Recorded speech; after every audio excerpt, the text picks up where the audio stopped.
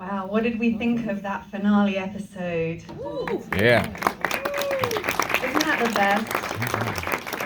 I am so excited right now because I'm about to bring up on stage the most amazing talent. Please welcome Paul Walter Hauser.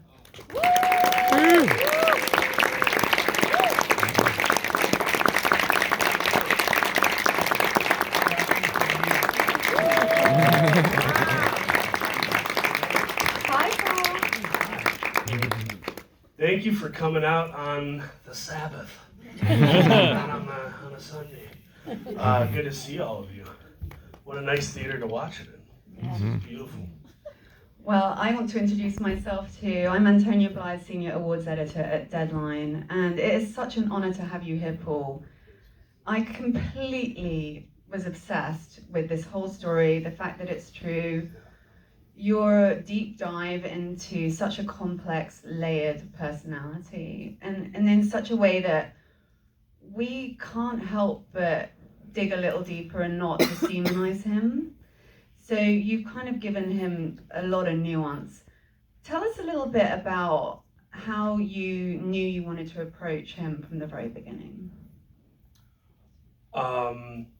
Yeah, I think from the beginning, I had to sculpt some sort of foundation, because if you just come at it from he's a serial killer, it's not gonna be enough. It's almost like I used to have a music teacher because I sang a lot. My voice is, it's okay. It's not like it's probably not what Josh Gad and John C. Reilly and Jack Black and those guys can do. But when I sang, the teacher would tell me, you can't have the head tone. You have to come from the diaphragm. You got to come from up under and not come from the top. And I think sometimes when we play these very disarming specific things that are very wacky or dark or whatever, we can come from the top, and we're like, a serial killer does that. So people were asking me, they're like, did you watch interviews of serial killers? And I'm like, that's not really helpful. It's its own person, It's not like playing a cop and doing a ride along. I'm not going to do a ride along with a serial killer. I don't think I'd come back. So I very much was trying to look at it from a perspective of, I understand certain things about him that I relate to, which I can relate to loneliness. I can relate to feeling socially marginalized. I can relate to, by the way, I know that sounds silly being like a straight white man feeling marginalized. I just mean like being heavyset and being overweight my whole life. Not being like Lothario growing up. I was a class clown and stuff, So, and then those aspects let me humanize him and understand him and connect with him. But then, of course, it takes that pivot where you have to involve really dark thoughts and then dark actions, and then justifying them and having a set ideology that says, oh, this is okay because blank. And we see that in religion, we see that in politics, we see that in enmeshed tribalistic families and systems. We see people justify things, and you almost feel bad for them because they've went through that ideology, and they're that sort of soul sick or brain sick to think this is okay. We were just waiting outside in the lobby, and there was a photo of Clint Eastwood, and you said, oh, I know that guy. And it made me think about Richard Jewell and the kind of difference between, here's two examples where you played a real person. And, one, of course, Richard Jewell had so many obstacles, but he was ultimately a hero. And I wonder how you let it sit with yourself to embody someone who did such terrible things, knowing, his family are going to be aware of, the victims' families are going to be aware of what the show contains. You're telling a story adapted from Jimmy Keen's book. It's very personal. How do you handle the weight of what you're playing out? I do think I had it a bit easier because he wasn't a famous serial killer. I think there's a lot of weird attachments and unfortunately like a fanship with these really famous murderers. So that made it a little bit easier. But what was hard was, it's one thing to play Richard Jewell where you're hurting and you're feeling all these feelings, but at the end there's some piece of redemption. There's clearly no redemption here. It would have been really nice to see. Well, there is some redemption that he stay behind bars, but I mean for the character, it's hard to stomach that he didn't give up those names, and it's hard to stomach that he flip flopped. Which he's mentally ill. That's like saying I wish the person in the wheelchair could sprint. It's like he literally kind of can't tell the truth. It doesn't seem. But for the families, yeah, it's. I hope that they aren't too offended by it or feel as though I did a service to him or his people. I think it really was more like evil. I always felt that, and this is the best way I can put it. I always felt that evil's highest honor is deception, right?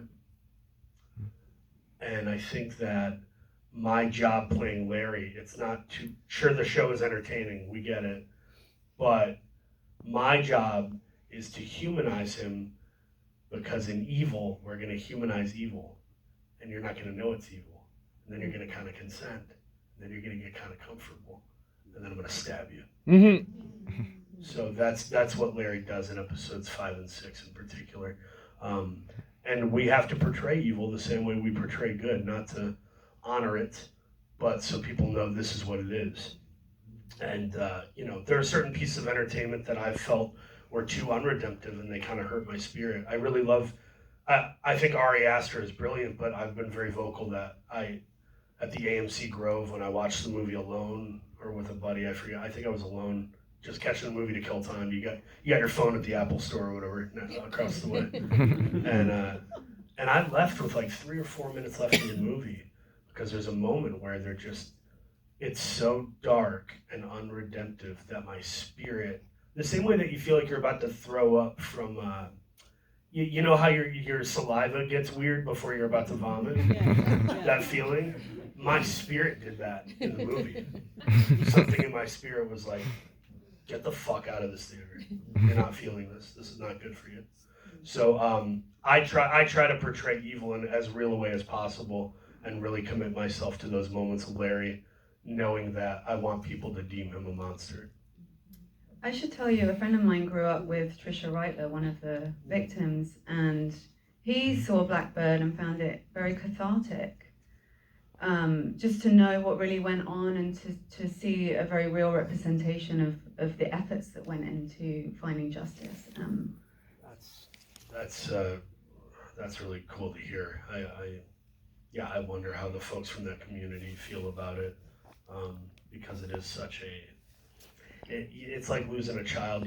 Or literally losing a child for the parents, but you just never get over it. There's some things you can get over. That seems to not be one of them. I do, I know a lot of people have asked you this, so forgive me, but I am still so curious about the voice and how it felt to, obviously it's quite a strain on your natural voice, but how it felt to physically embody some of those characteristics. Did that have an emotional effect on you, living in that kind of voice and with the mannerisms and all the things? Yeah, that voice is based off his real voice. I found like 10 or 20 seconds of audio on YouTube. And it was him in like a deposition, just audio. I couldn't get any video of the guy. But it was him talking with that slow Emmett Walsh type of drawl, and it was kind of high pitched. So I tried to own that. I did this movie Cruella where I had to do a Cockney accent. I was kind of doing the Bob Hoskins from Hook thing, where he's Peter Pan, all right. He says we've gone from Neverland so long he's forgotten everything. I was doing that kind of thing. But what's tricky about that is you really have to multitask. It's kind of like rubbing your belly while patting your head, right? Or playing the drums. You have to multitask. So with Larry, I was multitasking the dialogue and listening to Taryn and other folks, while multitasking with the voice, while multitasking with the body language, while multitasking with layered thoughts that the audience doesn't see that make my eyes or face look that way, while multitasking improv, because I inject improvisation into everything I do. So it it was a lot, and that's kind of where you have to get lost. You know, I can when they yell cut, I'm happy to take a selfie with the grip whose kid watches Cobra Kai. I'm happy to talk politics or faith or joke around. But when I'm in it, and you have to really get lost and be okay with looking really ugly. The lack of vanity is so big in great acting, in my opinion. You know, we've seen Daniel Day-Lewis do it in My Left Foot, and Kristen Wiig do it, and all these brilliant Saturday Night Live characters. They only work because there's a harsh, committed lack of vanity. It's funny you bring that up, because that was where I was going to go next. Thinking about your improv and total lack of vanity, there was a moment in that finale episode that really, I had this like visceral reaction. I was like, that came from a moment with Paul. You can just tell where he's doing doing the pretending to have sex thing, and you're kind of like imitating a childish. Oh yeah. Yeah, was that improvised? Yeah. Did you really? You didn't hear me talk about that or anything? You just thought that? I thought it when I rewatched That's it a couple days ago. Yeah. And I thought, that doesn't feel script. That feels real. Yeah. It feels very real. It was me in the moment heightening the rage of the character. Because part of him, even though he loves Jimmy Keene, even though Paul loves Taryn, Larry loves Jimmy, Joni loves Chachi. We got to bring some levity into this thing. It's a dark show in a dark world, people. Even though he loves him, part of him is also mad at him. He lived a life he couldn't have. He lived a life he couldn't have constructed or withheld or you know, learned.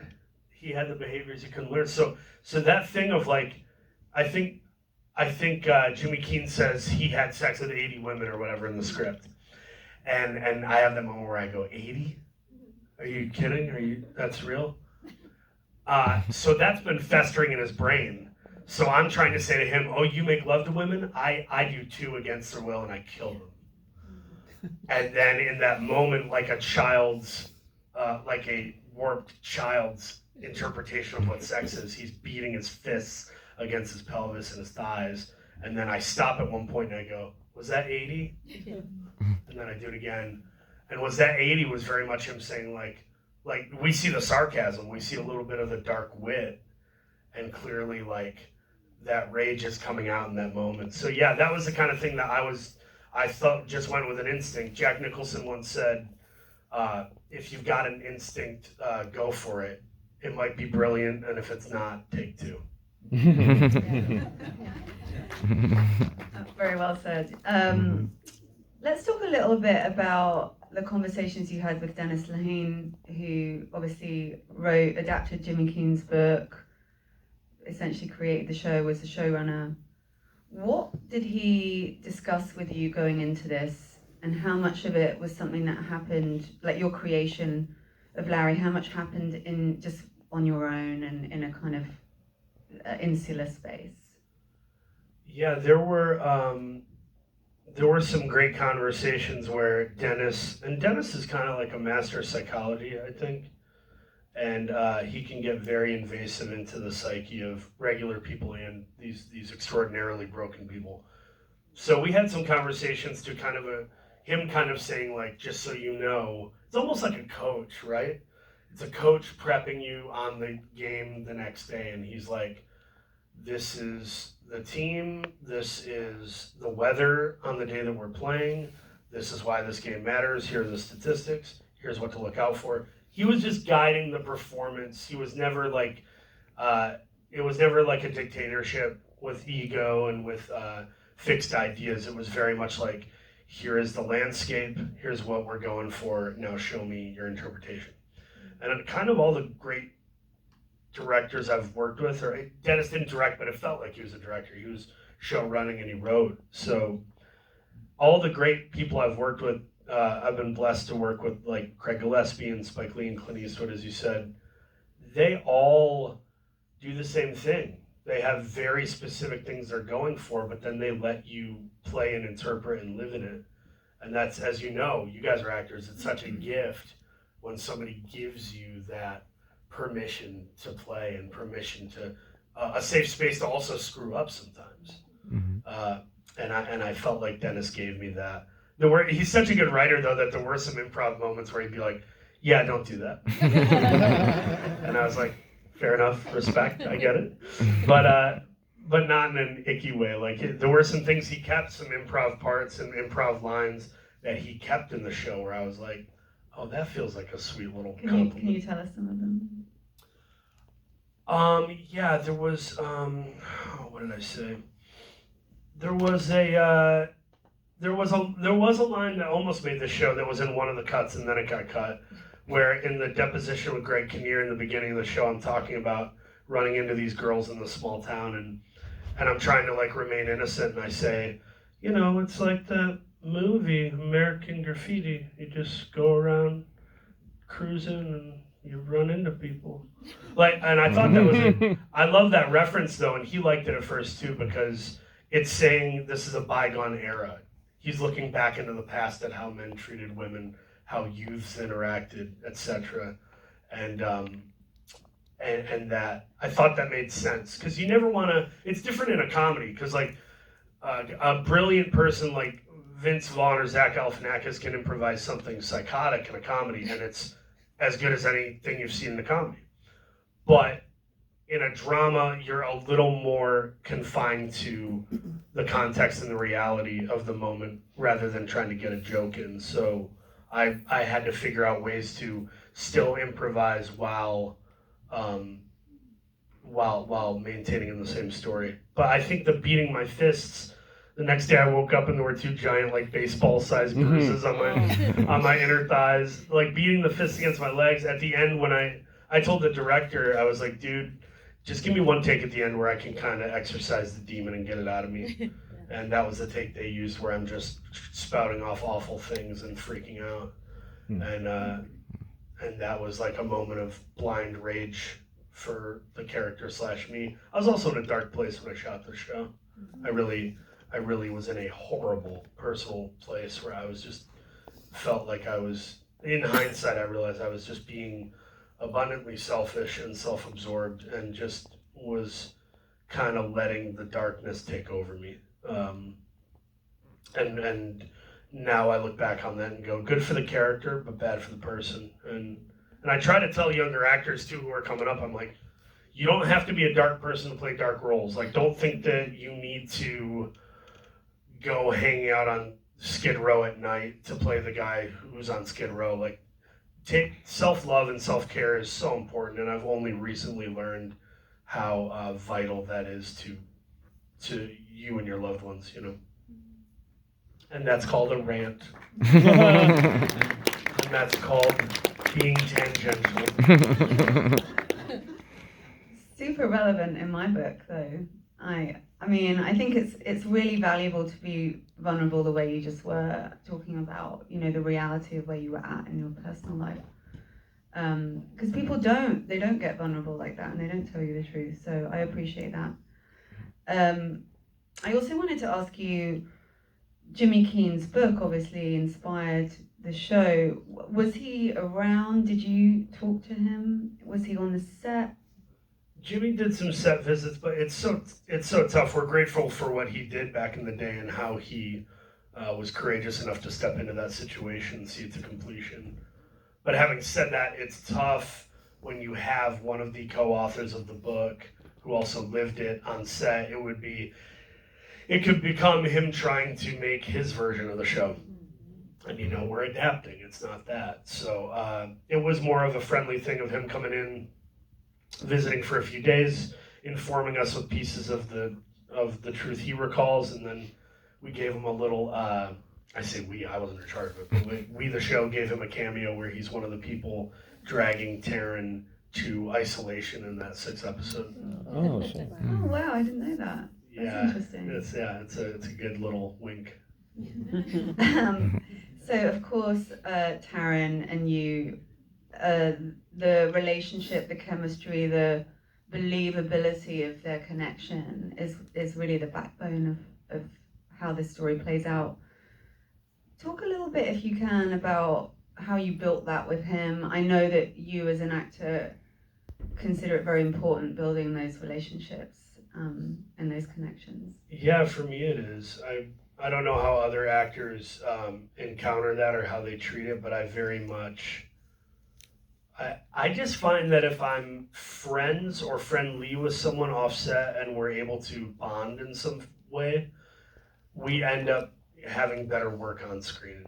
And I don't really know how to measure or quantify it, but Sam Rockwell and Richard Jewell, Sebastian Stan and I, Tanya, Matt Lauria and Kingdom.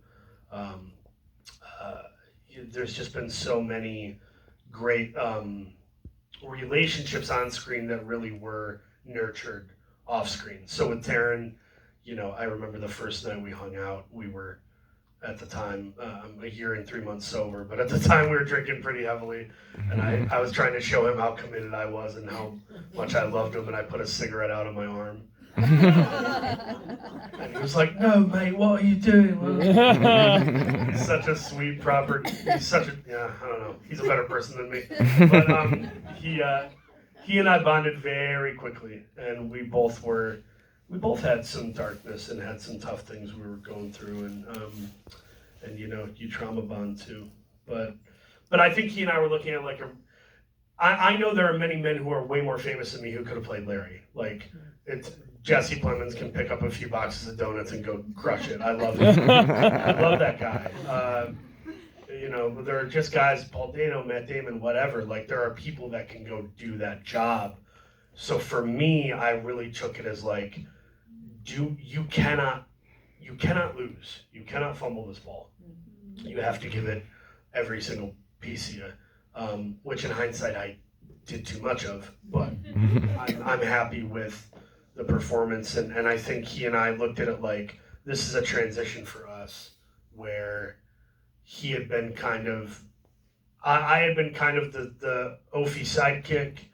He had been kind of the young kid, and we both had a maturation moment with the show where the audience is watching us both hopefully turn into these respectable grown-up actors, if that makes sense. That's how we felt,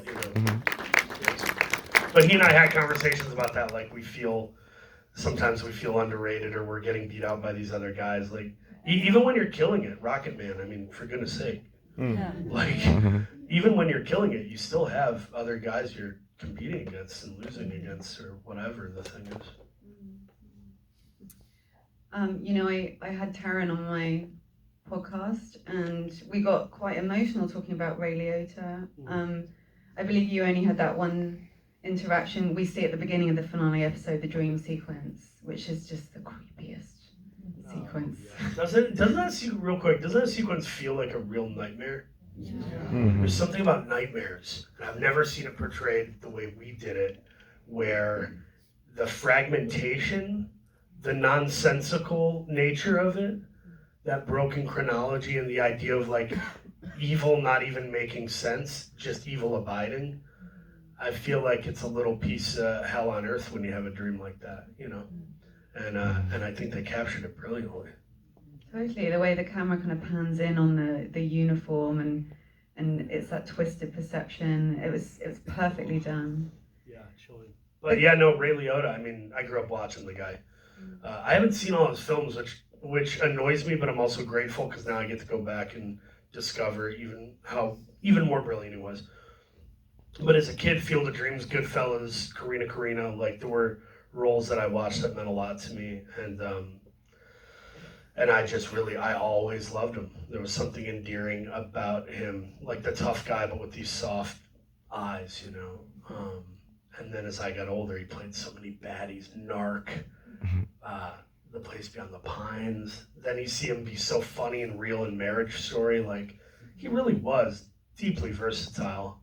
And getting to work with him was fun. We did this Zoom table read thing where COVID was new at the time, and during a break on the Zoom table read, everybody's like, "Did you get the Pfizer? Did you get the Moderna? Did you get?" And we laugh now because we didn't know shit about it. We're just like, "You're Pfizer? Yeah, I'm Johnson Johnson. Think I should go back? Think I should get 2 Johnson Johnson?" As if we still know anything. We don't. God save us. I just feel like we had a cathartic bonding moment of what is going on in the world. Help us, God. People are failing. Ray and I did that table read, and during a break, I said I got the Johnson Johnson, the one shot, the one poke, and Ray and them were like, "Are there any side effects?" And I was like, "No." And I grabbed a full glass of water and I go, "No side effects at all." And I just poured the whole glass of water on my face, pretending I was trying to take a sip. So when I met Ray in the hair and makeup trailer, he goes, "Get over here!" And he didn't compliment Richard Jewell or Itanya or something. He's like, "You're the guy who did the glass of water and the table read. That was hilarious. Take my number. You got to go to dinner with me and my girl. You got to," like, total mensch from Jump Street, just total mensch. And then we did those scenes together, and he answered a couple of my actor questions, and he asked me about myself, and we hugged it out. I didn't know that'd be the last time I'd see him, but yeah, I think I'll see him again. I think we'll see him again. That was a beautiful impression of him. It was just, yeah, chills. So I just wanted to also ask kind of what you feel about what's coming up next. I know you made a film with Sydney Sweeney, who is just wonderful. Tell us a little bit about what we can see from you coming up. Thanks for bringing that up. It's always fun to try to plug something and hope that people see it. There's so much content these days. We need more content.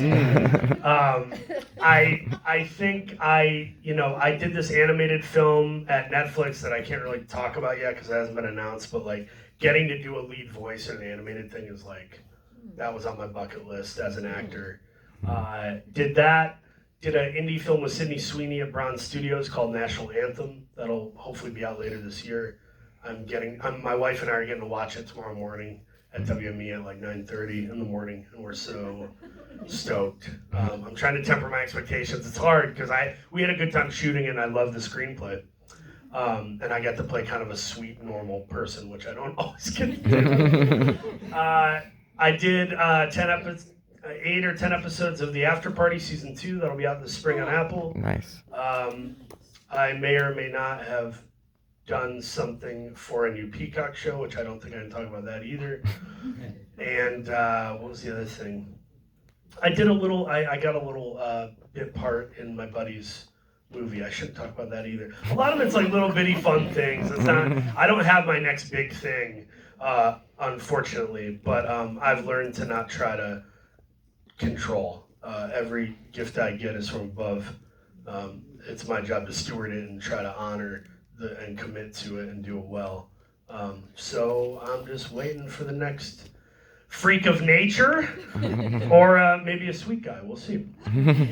Well, I just want to say that your work in Blackbird is truly phenomenal, and this was such an experience. Thanks for coming out, you guys. Be out there. Thank you so much. Congratulations on a beautiful piece of work. Thank you. Thanks for being here to talk about it. Thank you for letting me wear sweatpants to this. God bless you. Thank you.